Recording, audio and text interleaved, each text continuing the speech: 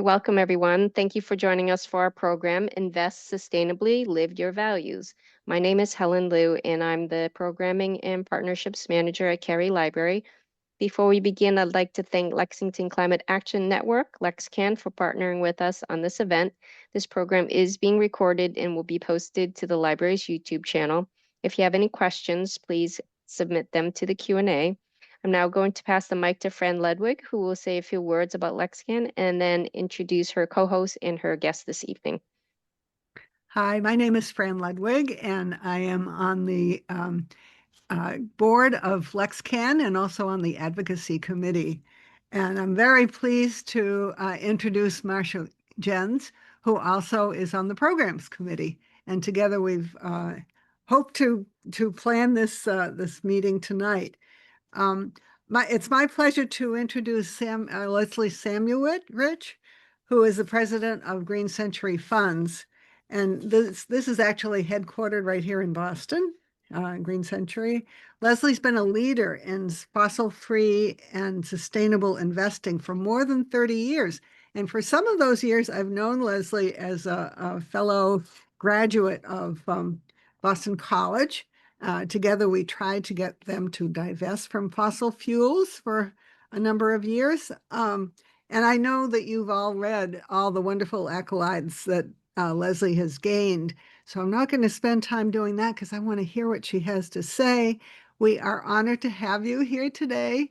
And so welcome, Leslie, and we look forward to your presentation. Thank you. It's great to be here and to be with all of you tonight. Thank you, Fran and Marcia, for arranging this, and Helen for the library for hosting this. I'm going to dive in because we just have an hour. As Fran said, I'm Leslie Samuelrich. I'm the president of the Green Century Funds. And, okay, hold on. Trying to change the slide. There we go. And just a little bit about Green Century before we dive into our topic at hand. As Fran mentioned, Green Century has been around for over 30 years. We were founded by environmental and public health groups. They're called the Public Interest Research Groups, or the PIRGs. If you're dialing in from Massachusetts, which I assume you are, you might have heard of MassPIRG. That is one of our owners. And so we're different than other mutual fund firms in that all of our profits belong back to those nonprofits, and our mission to promote environmental responsibility and to work on climate change is just woven into our DNA, just in a different way. And so let's jump in. We're going to talk about why invest fossil fuel free, and then specifically how to pursue that if you're interested. So some pretty common ones, which you probably have already thought of because you're on this webinar and you're interested. The one that I found that motivates people the most is that they just don't want to hold companies that are and have driven the climate change crisis. And so coal, oil, and gas companies are the leading drivers of our climate crisis. And so it just doesn't feel good or appropriate or right to hold those for whatever, values you may have. A second reason, which we'll talk more about, is it prevents potential financial and performance risks. And I do want to spend some time on that because that's usually the biggest obstacle for you or your financial advisor to take this step. Three, as Fran mentioned, there's been a fossil fuel divestment movement for over 10 years, and it does chip away at the industry's influence. And then four, if you're not investing in dirty energy or just dirty companies, it leaves more opportunities for you to invest in all kinds of companies, including clean energy and renewable companies. So on the moral and value alignment, you probably recognize Archbishop Desmond Tutu. He was a huge supporter, obviously, of the divestment movement around apartheid, but also more recently, before he passed, around climate change. And he was an ardent supporter of this and believed that not holding fossil fuel companies and investing fossil fuel free was a key part of a climate movement.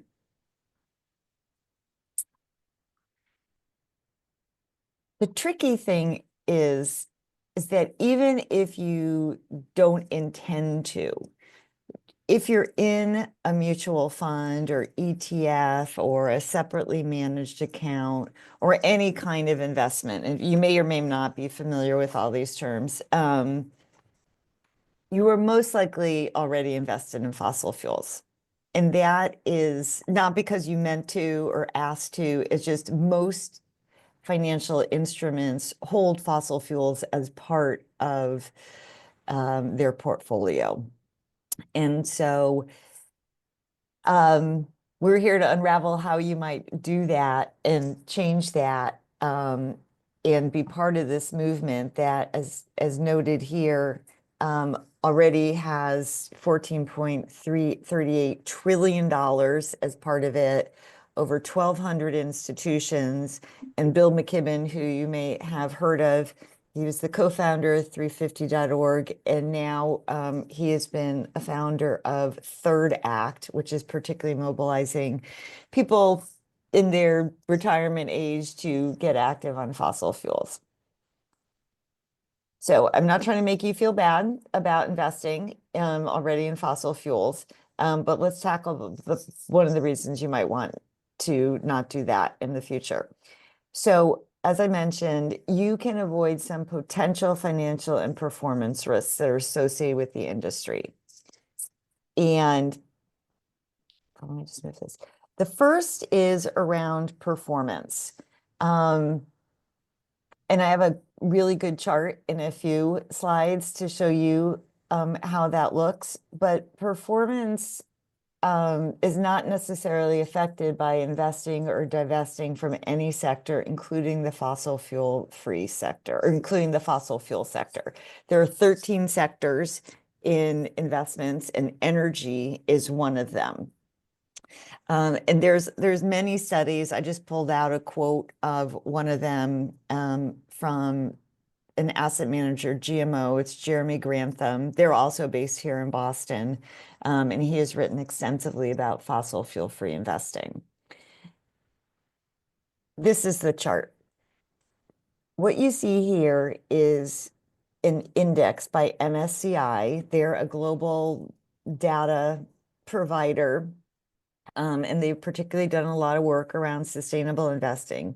They have this chart that shows an index, which is a collection of stocks that is sort of set. It's not actively managed, it's a passive thing. And the yellow line is the index, and then the blue line is that same index minus the fossil fuel companies. And so you can see over time, there are time periods, especially in the beginning of this chart, where it looks very close and it is very close. There are also some time periods where, fossil fuel companies may be performing really well, and the yellow line could be above the blue line in some portfolios or funds. But I really love this chart because it's just a very clear way to show on this index, which is a global index minus USA stocks, that this would be the effect if you just held one index or another fund that replicated it without fossil fuels. So chipping away at this myth that it always sacrifices performance. So I would say it may during some periods, but you also may outperform in other periods. The other is something called stranded assets. I can't tell because I can't see you if you've heard of this before. And if you have, great. If you haven't, I'm going to explain what it means. So fossil fuel companies, they're partially valued on their carbon reserves, or it's just the fossil fuel deposits, so usually underground, that they hold that haven't been extracted or burned yet. And right now it's, say, on the positive side of their balance sheet. So it's a plus for them in their valuation. But if companies have to write off these stranded assets, say they're not allowed to develop them, or someone decides it's too expensive to develop them, and they decide to sort of eliminate them from their balance sheet, they move over to the negative side, and that can affect company valuation or share price. When the divestment movement started and we and others started doing research into this, we were projecting that this would happen, in the longer term, like 20, 25 years. So if you're a long-term investor, you should pay attention to this. But what's really surprising is that this has already started to happen. So back in 2020, Shell wrote off 22 billion, BP wrote off over 17 billion. And so, the bigger fossil fuel companies can absorb losses like this. At least they have been able to so far. But there are, over 150 fossil fuel companies, not just the big ones we've heard of. And so, the smaller companies may be really particularly hurt by them. And also the larger companies, if they have to write off enough. So that's what a stranded asset is. It's like an asset that is no longer of value in the evaluation of a company. And that means it's like stranded, sort of floating out, is not helpful.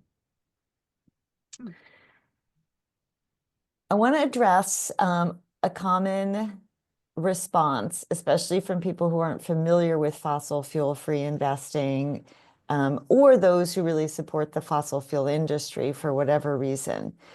Sometimes they say, well, you should try to engage these companies and change them. If you're a shareholder or a stakeholder, you have a much better chance of doing that if you're inside the tent with them, pressuring them to make a change.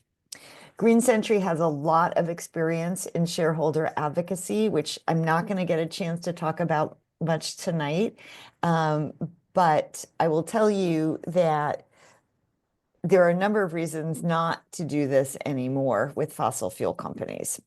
So first, if a whole firm, like a different investment firm than Green Century, says this, they often say, oh, we want to be inside the tent, we want a seat at the table. And I always say, yeah, you have a seat at the children's table and it's in the next room. And the door might also be closed. Like, no one is paying attention to you at these fossil fuel companies. There's been over 30 years of advocacy and you don't really have a seat at the table. And that is just like a false argument. The other is that shareholder engagement can't change a company's core business. It can change things about their policies or practices. So you can get a company to source more clean energy or use less plastics or not cut down trees as part of the supplies and products they use. But you can't get a company to stop doing what its main thing is. And so, yes, it's like getting Starbucks to stop selling coffee. You can get Starbucks to do other things. They're not going to stop selling coffee no matter what you do or say as a shareholder. And the same thing with fossil fuel companies. That's their core business. They are really not trying to change. They've had the opportunity to do that and they have, looked the other way. And so even if they were interested in doing it, that this is not the tool to get them to do that. You actually can't even write a shareholder proposal or resolution. That's something that appears on their annual ballot. You can't even write one that says that about their core business. It will get challenged by the company and thrown out at the SEC. So, and then it's just history and factual history. Investors have been trying to use shareholder advocacy since 1990. And as you can see, the fossil fuel companies haven't changed. Every year, there's resolutions and engagements and conversations with these companies, and it hasn't worked.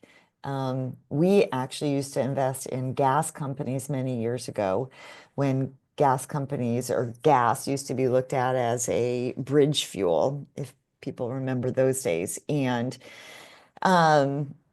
we were very, very frustrated. We couldn't get gas companies to even do things like cap the wells of their methane, cap their wells to stop the leakage of methane, or line their water pits where they put all the water from fracking that's all polluted, let alone get them to stop fracking. So we have actual experience in this too. We did this for about 7-8 years. And then it was so unsuccessful, we decided to divest of the gas companies completely and change our shareholder advocacy to work on climate change in a different way. All right, let's get into it. How to invest fossil fuel free. First, you have to figure out what you own and what you hold in your different investments. If you have, I'll go to the easiest thing. If you have a financial advisor, they should be able to run this for you. And if they're unwilling or think that's too much work, always remember that they work for you.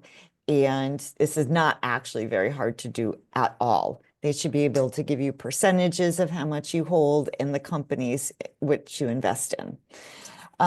If you're on your own, which is totally fine, you can use a website called Morningstar to see if you're investing in fossil fuels. I'll show you how to do that in a moment. But the simple answer is that you want to look for your fund. You type in the ticker or just even the name of the mutual fund or ETF. You click on portfolio and you look under exposure. And again, there are 13 sectors, and the energy sector should be 0. If you're wondering, won't that eliminate renewable energy or wind or something? Very odd, but all the clean energy is not in energy. I would encourage, I know, I would encourage you to think about the energy sectors like that's the traditional old dirty energy. The other energy companies, the clean energy companies, are scattered among some of the other sectors.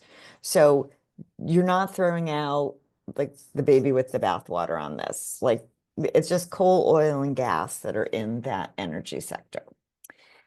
There's another organization, it's called As You Sow. They have a tool called the Fossil Fuel Free Funds tool, and you can also check your mutual funds. I will tell you that there is a lag in their reporting. So for example, our equity fund doesn't have any fossil fuel companies that explore, extract, process, refine, transmit, or transport fossil fuels, but this tool hasn't quite cut up with the transport piece. So there's a company listed in there, and it doesn't look like we have, an A grade, but just wait a little bit and they'll catch up. But there's a lag in their reporting, but otherwise it's like a pretty good tool. But it only checks when you're on this tool, it only checks for fossil fuels. It does not check for any other sustainable companies or any other kinds of companies you don't want to invest in. It doesn't screen together for tobacco or weapons or whatever you wanted to care about. Okay, the second is that you want to think about how much at the beginning you want to move. So people tend to think about this as all or nothing, and it doesn't have to be that way, especially if you're starting out. So You can, or especially if you have a partner or someone else who is skeptical, worried, you know, nervous about doing this in any way, you can move part of your investments, and it could be one of the funds, two of your funds, it could be, you know, a part of it could be a retirement account, it could be a different investment, it could be just other things you hold with your advisor or on your own. So remember, just think about it that way. Like, you want to go 100% in, awesome. Just clean up the whole portfolio at once. If you want to do this gradually, that's totally fine too. Just do it gradually. To find alternatives that are fossil fuel free, you can look on this organization's website. It's called US SIF. It stands for the United States Sustainable Investment Forum. Companies like us self-report on whether we're fossil fuel free. So it's a good starting place, but it's not the end place. You can get our fossil fuel free guide, which I'll share at the end how to get it. And you just start exploring. What you also want to think about is, as you're going fossil fuel free, is that the most important thing? Or is being, say, not in firearms as important? Because again, if you're using a tool that just screens on fossil fuels, you have to also then screen on these other issues. In public equities, it's very difficult to be entirely pure in the sense of a company is doing nothing wrong, because they're imperfect entities. So I would encourage you just to sort of prioritize the things, and you can find the ones that match your values, whatever they are. And then when you decide to reinvest or invest new money that's maybe you've been holding in cash during the last couple of months, you can do a few things. So you can move money into a new mutual fund or ETF.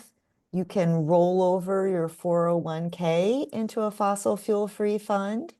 And again, you can do a little or a lot.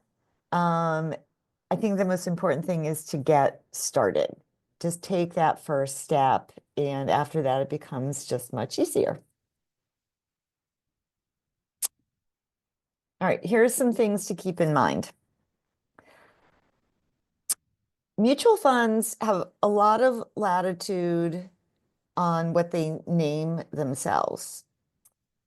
And either in the name of the fund or the ETF or portfolio, or in the tagline that is in some of these places, they may say low carbon, net zero, climate aware, whatever that means, and sustainable.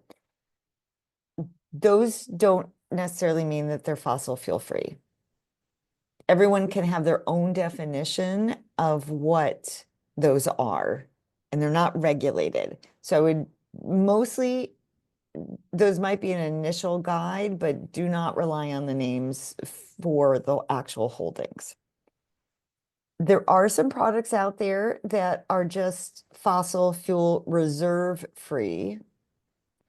So, for example, if you cared only about stranded assets, the part where they're going to develop their reserves, and are they going to be positive or negative on their balance sheet, that might be an option for you.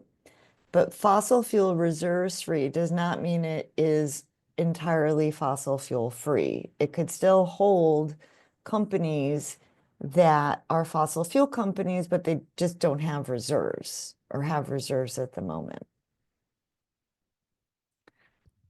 And just to repeat, that the energy sector should be zero,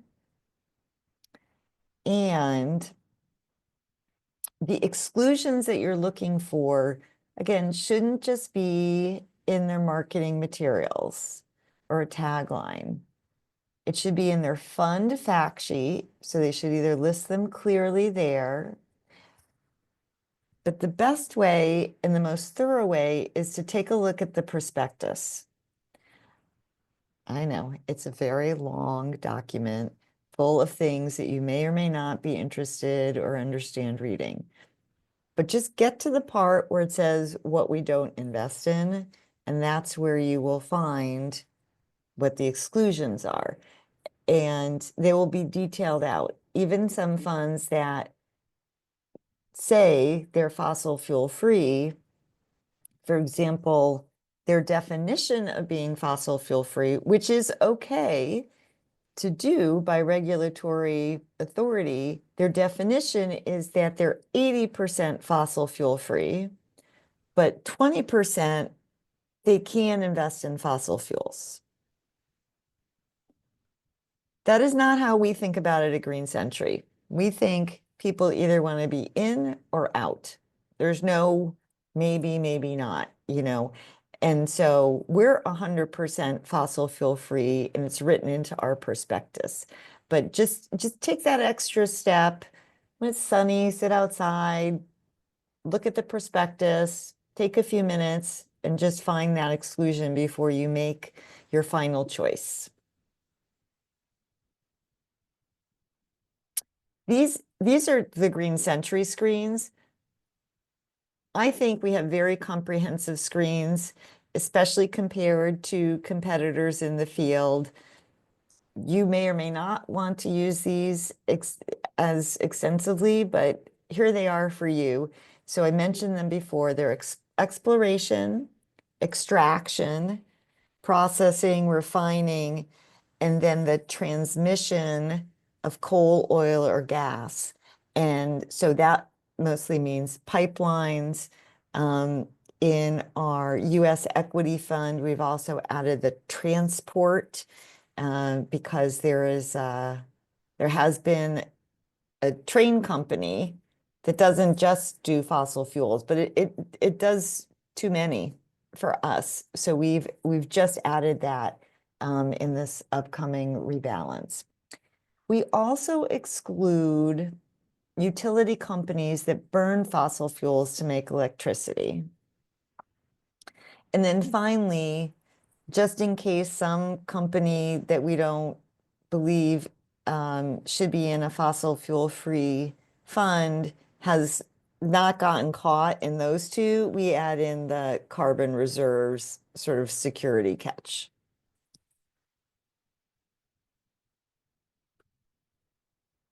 All right, some other tips to keep in mind. If you have an advisor, again, remember they work for you. I bet if you have one, you really like him or her, you trust them, you've worked with them for a long time, they're great people, they know about your family. Advisors who aren't familiar with this may hold some of the same myths that we've been exploring here. And they don't want to seem like they don't know what they're doing. And so if they're not familiar with the options, they may just try to discourage you from them. I've heard many stories over the years about advisors telling clients like, oh, you don't want to do that. Oh, you're going to lose so much in performance, or, oh, that's unnecessary. You hardly hold any fossil fuels to begin with. Again, you can be super nice, but just press them to find out and move what you want. In the worst case, if they're just totally blocking you, you might want to find a different advisor, or at least split some of your assets and put some assets with an advisor who does focus on responsible investing. And they're going to be more than happy to help you find appropriate investments that are fossil fuel free. If most of your savings are in your retirement plan, I used to go, get your retirement plan to add this option. Honestly, that is very difficult. But if you have enough of a connection to the HR department, or are you in a high enough position in the company, or it's a small company you certainly should try and do that. But if you're in a much larger company and those situations don't exist for you, ask if there's a back door or a pass-through option. And what that means is that in addition to, say, the 12 suggested funds that you can choose, you can go through to, say, Fidelity or Schwab and pick your own. Your company has not vetted those, and so that's why they're not on the list, but you have the freedom to do that. I know there are some professors at BU who figured out, like Fran, they were trying to get their retirement plan to add a fossil fuel-free option. They were not successful, and so, but they had this backdoor option. And so that's how many of them ended up investing fossil fuel-free, even choosing Green Century. Also, if you want more information that's in this webinar, we have a fossil fuel-free guide that is more extensive than these slides, and you can find it on our website. You just enter in your email and you get the guide, and you can send it around to your friends, family, print it out, read it online. It sort of walks through these steps, but in a little bit more detail, as well as some more facts about fossil fuel-free investing.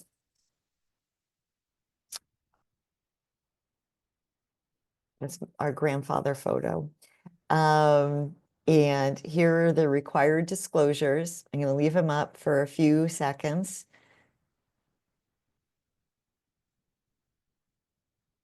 There are a lot of rules with mutual funds, so I'm following those rules. So this webinar will be recorded and shared. And that's it. So let me press exit somehow and stop sharing. And I can answer questions. I think people can put them in the Q&A, though I know most people put them in the chat. So, Leslie, I think we have one question, and this relates to our current political situation. Resistance to investments that are focused on environment, society, and governance, ESG. And there's limited transparency. Some of the agencies at the federal level, have been really pretty recalcitrant. So what do you think the impact will be from that in terms of your shareholder resolution in particular? But I would like to know just in general how you would see this all playing out. It's a little bit more of a challenging time, I would say. The interesting thing about it is that this whole attack on ESG, it also in some circles stands for environmental, social, and governance, that it has caused a lot of the firms that jumped into this field in the last, 5 to 10 years and offered, one or two products amongst there are hundreds of others or dozens of others. They're mostly the ones that have pulled back. They're the ones that have changed language. They've dropped the acronym ESG. They've been defending themselves to states that have been trying to bar funds or bar firms that have any fossil fuel-free options. So in many ways, it is not a good thing because it has scared away especially institutions who are worried about having a target on their back for lots of reasons, including this. But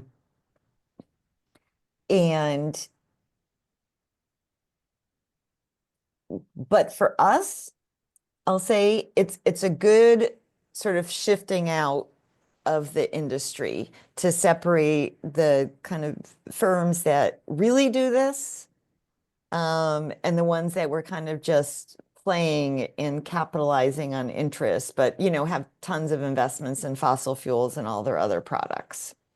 I do think there's a lot of education, and I spend a lot of my time talking with financial advisors or ordinary folks like you, not that you're ordinary, but non-financial advisors, to try to pick apart what are the different pieces. Like ESG honestly just refers to data that rates material risk. We don't use ESG to describe our whole approach. We use the words environmentally responsible or sustainable. But another tip is that a lot of the firms who have dropped the acronym ESG have picked up the word sustainable. So that can mean anything these days. So don't go by that. Yeah.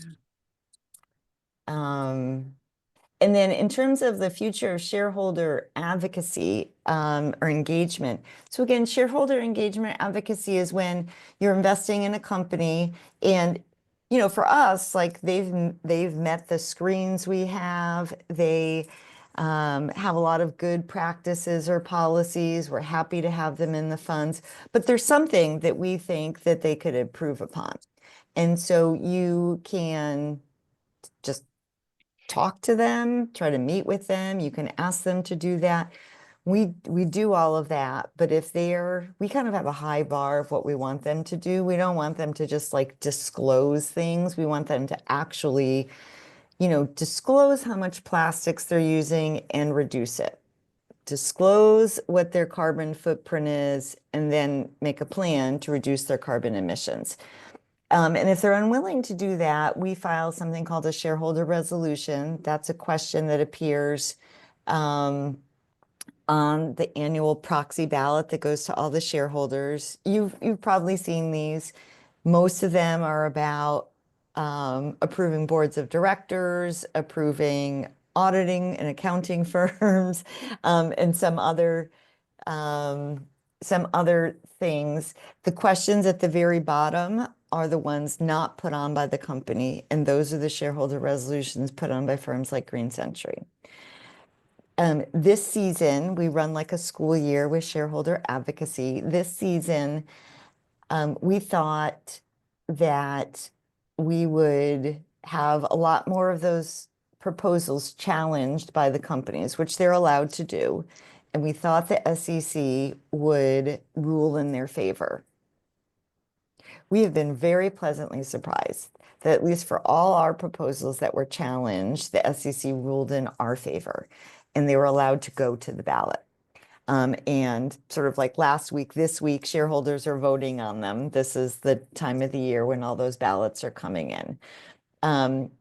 We are getting lower votes because the big firms, for example, State Street, BlackRock, and Vanguard, if you've heard of them, they have changed their voting policies. And so we're sort of, for a couple years, we were getting majority votes, which was great, because that really gave us a lot of leverage to work with the company. But that, I think, instead of like, oh, that's a trend that was going to continue, it was more like, oh, there's a couple years of that, and now we're back to, if you get 20%, that's a great vote.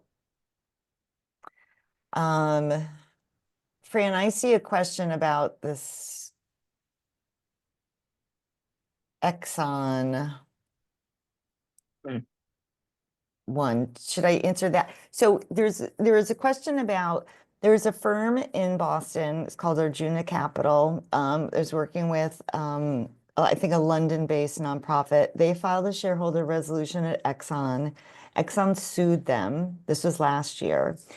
The firm withdrew the resolution because this was going to be an incredibly expensive and lengthy lawsuit, hoping that Exxon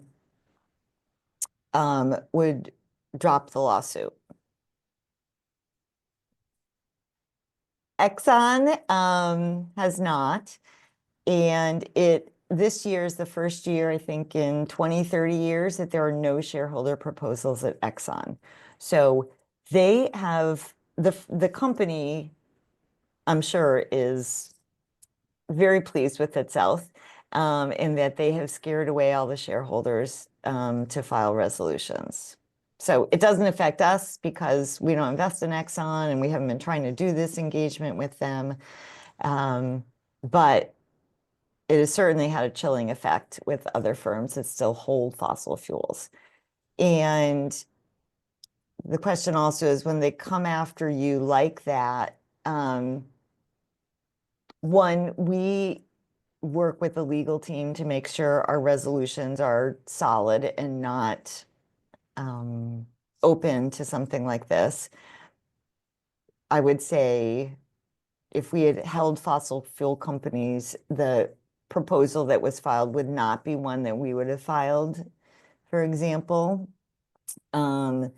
But regardless, a company can come after you from whatever. So you have to have a good legal team, and you have to be prepared to defend it.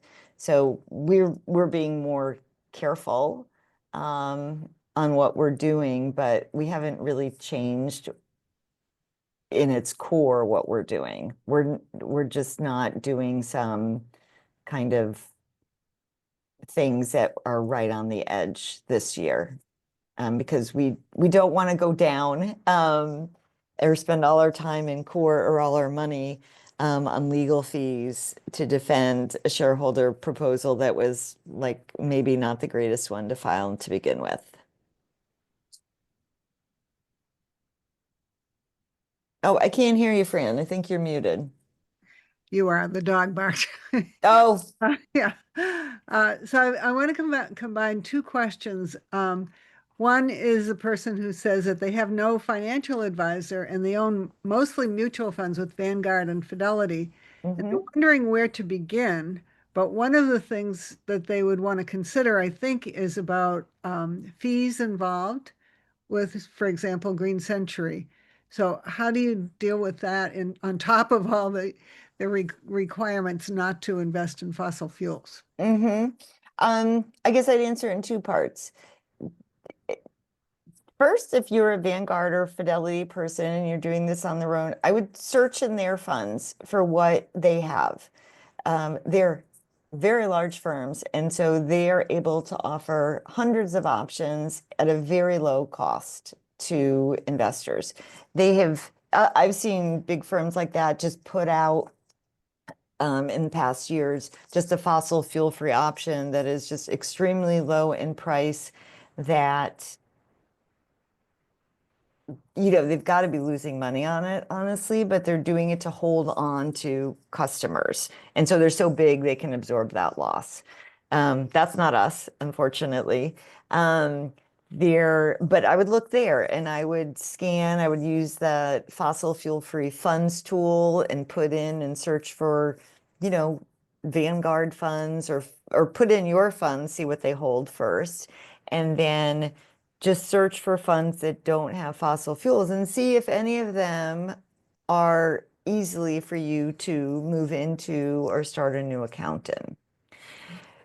Green Century has been around 30 years. We manage over $1 billion in assets, but because of our structure and our size and the amount of time and effort we put into shareholder advocacy, our fees are more in line with other socially responsible investing firms. So I'll just say, if you're looking for like the least expensive options out there, a lot of socially responsible investing is not going to necessarily meet that criteria. I wish it would. I wish we could lower our fees even more. But it's a game of size, honestly. If you're a Fidelity or Schwab investor, or particularly, possibly with other platforms like that, big ones, there are two share classes of Green Century funds. One is called the investor or individual share class, and the other is called the institutional share class. You should, if you want to invest in us through Fidelity or Schwab, you should see if you can use the institutional share class. There are some minimums, but sometimes, and I could talk with you more offline about this, sometimes those minimums are not always enforced by those firms. So you might be able to invest under that minimum and get a lower basis price. If you're looking for, kind of the basic pieces, I would look at our Green Century Equity Fund. That's US stocks. We also have an international fund. So if you're like other folks who are looking more closely at international stocks, we have one, a mutual fund that's just focused on international stocks, no US companies. Or if you're looking for just something that's like, I don't actually have that much to invest, or I want to start an education fund for my grandchild, or a little IRA for someone, you might also then want to look at our balanced fund. That's a combination of stocks and bonds. It's called balanced fund because those two are supposed to balance each other out. And the balance fund has a lot of, most of its fixed income or bonds. The majority are in green bonds, and those finance some really neat climate change projects around the world.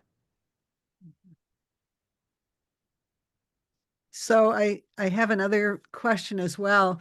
I know that most of the mutual funds are also invested in banks. Mm-hmm. This is another issue, is that, some of the big banks are the ones that are the bad guys on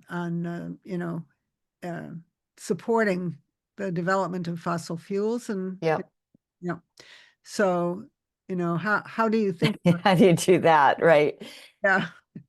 This is where you have to decide where you want to and can draw the line. For us, we have a lot of exclusionary screens or just exclusions. So it's fossil fuels, which I've mentioned, military weapons, conventional weapons, genetically modified organisms or GMOs, nuclear energy, which is a tricky one for other firms, not for us. We're firmly in the no nukes camp, military and nuclear weapons, tobacco, alcohol, and gambling.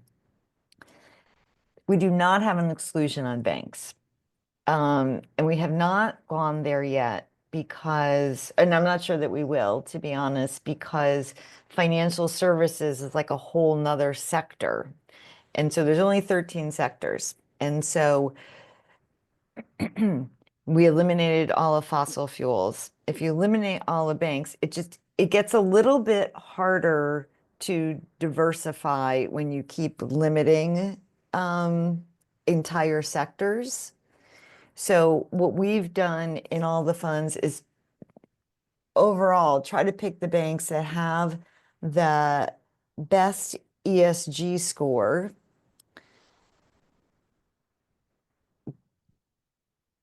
and do a lot of advocacy with the banks. And the advocacy we've been particularly doing is around funding companies involved in deforestation. We've worked on deforestation for over 10 years. It is a huge driver of climate change. It is particularly noticeable in Southeast Asia around palm oil and in Latin America around soybean production and beef. And so the traditional way to grow both those products is to literally burn down and raise rainforests and just go for it that way. It's doesn't have to be that way. There actually are different ways to grow palm oil. And so we've been working with companies, both the growers, the suppliers, the traders, and then like consumer companies going, you got to use deforestation free. So we've also then gone on to pressure the banks to go, you shouldn't be funding any of these companies that are involved in deforestation. So that's what we've decided to do for now, is to attack it from that angle. Thank you. So we have a question about the nuclear, limiting your investments in nuclear energy. And then I guess the question is, how do you decide in this current environment whether that's not the best thing for climate. I mean, I think some people are changing their mind on that just because of the urgency of the problem. So how do you analyze that sort of thing? Yeah, a lot of people are changing their mind on it. We're not in agreement with them that the new wave of nuclear proposed plants or reopening 3 Mile Island is safer or the necessary thing to do. Setting aside government policy, which continues to be a challenge for clean and renewable energy, that we could do a transition with that without going to nuclear. For me, the biggest issue with nuclear is nuclear waste. There, I was just looking up some stats earlier today. I don't have them at my fingertips, but there's, tons and literally tons and tons of nuclear waste. It remains radioactive for years and years. There's no safe way to get rid of it. You can try to bury it or put it into silos and things like that, but there's human error and there's possible natural disasters that can affect those containers, and we don't think it's worth the risk. Producing the ingredients for a nuclear reactor also create carbon emissions. And so we're like, well, why don't we just actually try to reduce the amount of fossil fuels we're using? Why don't we do the, boring but old conservation pieces? We've been working with companies a lot and going, can you please just retrofit your facilities? You will ultimately save money. But put in new windows, clean up your water system, put in new like do all those things. We worked with one company that retrofitted the Empire State Building and reduced 38% of its energy use. So again, they're not like the sexiest things to do, but companies all across in every sector can do that to reduce energy use. And then really supporting more clean energy. It just it's not also a short-term answer. It takes years and years to build these plants. They are habitually extremely cost overruns with them, and then you're still left with all this nuclear waste. So even in the face of AI, not all AI, some AI I think can be very helpful to get rid of drudgery and tasks that no one really wants to spend their time on, but some of it is not necessarily better for society, in my opinion. So that's why we stood firm on and remain in this position on nuclear energy. And we also are following in the footsteps of the public interest research groups who have had a no nukes platform, since the early 80s. I will say that I'm disappointed that other socially responsible firms have withdrawn their exclusions on nuclear energy, or honestly, they have mostly taken out their fossil fuel-free exclusions from their prospectuses. In many, many of our closest competitors and colleagues. Oh, you're on mute again, Fran. Sorry. I have a question about the graph that you showed. I think it was the MSCI and it was world. And you said that excluded the US. So are there graphs like that for US investments? Because some of yours are in US firms. Yeah, we haven't found one from MSCI, but I want to get them to do one for us. It would be like super easy. I don't want us to do one because I want some third party to do it that's credible and well known. But I'm going to look for that because you would think they would have one. Yeah. Yeah. Great. That's a good thing. Good. Thanks. Thank you for that suggestion. I'm just very grateful for all the tips. I took a lot of notes here and we'll go back over them. And I have to say, when Green Century does their shareholder resolutions, I always look forward to your messages that explain what you did, and especially the fact that many of these are successful. So this is exciting. And I think probably you're going to put in the Q&A, I think whatever people can see is how to get in touch with Green Century, because That's yeah, that's, let me go to Q&A. I would love to stay in touch with folks. I don't know how maybe it's the chat. yeah, I'll do the chat. Yeah, that's where We people have know. a free email. I don't know if I can do it because I'm Well, can't do we'll things at send it. once. Will you put it in? It's just greencentury.com. So you can go to our website. We have a lot of resources. Go into the resources tab to the right and drop down. And that's also where you can sign up and get our fossil fuel free investing guide. And you could also call our office. We're not going to give you financial advice. Like, we're not allowed to do that. And we're not qualified to go, this is how you should invest. But if you want to learn more about any of the things I've said, or the funds, or advocacy, or just like, what was that place you said again to look at? And you haven't gotten the slides yet or listened to the recording, please do reach out.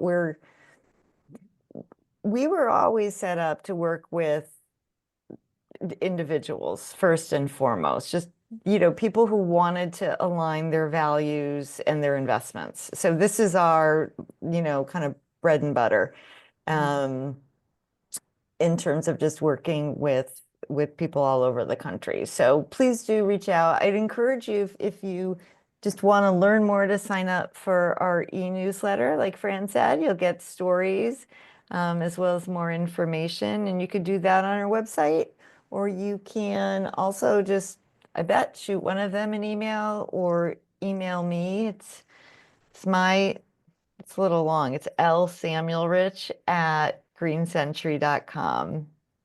Okay, we can put this all in the follow-up Oh, message. that would be so helpful. Thank you. Because I'm sure no one's sitting around with the pen, writing everything down. Great. Well, I think we're probably getting close to time. And I think, Marcia, you had something that you wanted to share as well, but I want to thank you very much, Leslie. My pleasure. Very informative. Thanks for having me. You're welcome. Well, thanks to both Leslie and Fran for a really informative evening. We noticed that our 350 Mass, the Better Future Project, is also having a program called How Green Are Your Investments? And I've popped, and that's on June 2nd, coming right up at 7 o'clock. And I popped that into the chat, and we will send it out with any follow-up materials that we send out. But because it's on the 2nd, we wanted to get that in there. We wanted to draw your attention to LexCan, the Lexington Climate Action Network, and our website, which is also in the chat, lexcan.org. And I just think it was so interesting and informative, Leslie. You and Fran are both doing wonderful things in the world and getting us to think about where we're putting our money, which is essential. So I really appreciate it. And I wanted to thank Carey Absolutely. Library for hosting us. Thanks to Helen Liu and the library for hosting us this evening.